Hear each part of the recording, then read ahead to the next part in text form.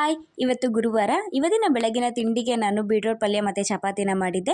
Beetroot ಪಲ್ಯನ ಎರಡು ಥರ ಮಾಡ್ತಾರೆ. ಒಂದು ಹೆಚ್ಚಿಬಿಟ್ಟು ಈ ಥರ ನಾನು ಮಾಡಿದ್ದೀನಲ್ಲ ಆ ಥರ ರಸ ಪಲ್ಯ ಥರ ಮಾಡ್ತಾರೆ, ಇಲ್ಲ ತುರಿದ್ಬಿಟ್ಟು ಡ್ರೈ ಪಲ್ಯ ಥರನಾದ್ರು ಮಾಡ್ತಾರೆ.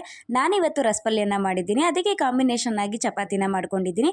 ಅದ್ರ ಜೊತೆಗೆ 31+ ಹೈ ಪ್ರೋಟೀನ್ ಮಿಲೆಟ್ ಪೌಡರ್ನ ಯೂಸ್ ಮಾಡಿಕೊಂಡು ಒಂದು ಮಾಲ್ಟ್ನ ಮಾಡ್ಕೋತಾ ಇದ್ದೀನಿ. ಈ ಮಾಲ್ಟ್ ಮಾತ್ರ ಮಾಡೋದು ಕೂಡ ತುಂಬ ಈಸಿ, ಆದರೆ ಸಖತ್ ಟೇಸ್ಟ್, ಸಖತ್ ಯಮ್ಮಿ ಆಗಿರುತ್ತೆ. ಇದನ್ನ 1.5 ವರ್ಷದ ಮಗುವಿಂದ ಹಿಡಿದು ಏಜ್ ಆದವ್ರವರೆಗೂ ಸಮೇತ ಆರಾಮಾಗಿ ಕುಡಿಬಹುದು. ಮತ್ತೆ ಇದು ಹೋಮ್ ಮೇಡ್ ಕೂಡ, ಶುಗರ್ ಫ್ರೀ ಮತ್ತೆ ಸಾಲ್ಟ್ ಫ್ರೀ ಮತ್ತೆ preservative free. All over Karnataka free delivery ಇರುತ್ತೆ. ಇದ್ರ ಕಾಂಟ್ಯಾಕ್ಟ್ ನಂಬರ್ನ ನಾನು ಯೂಟ್ಯೂಬ್ ಲಾಂಗ್ ವಿಡಿಯೋದಲ್ಲಿ ಅಪ್ಲೋಡ್ ಮಾಡಿದ್ದೀನಿ. ಇಂಟ್ರೆಸ್ಟ್ ಇದ್ರೆ ಒಂದ್ಸಲ ಚೆಕ್ ಮಾಡಿ ನೋಡಿ. ಇದರಲ್ಲಿ 31ಕ್ಕಿಂತ ಹೆಚ್ಚು ಧಾನ್ಯಗಳು, ಸಿರಿಧಾನ್ಯಗಳು, ಡ್ರೈ ಫ್ರೂಟ್ಸ್ಗಳು ಎಲ್ಲವೂ ಆ್ಯಡ್ ಆಗಿರುತ್ತೆ. ಒಂದು ಫುಲ್ ಮೀಲ್ಸ್ ಊಟನ ಏನು ಮಾಡ್ತೀವಿ ಅದಕ್ಕೆ ಇದು ಸಮ ಆಗಿರುತ್ತೆ.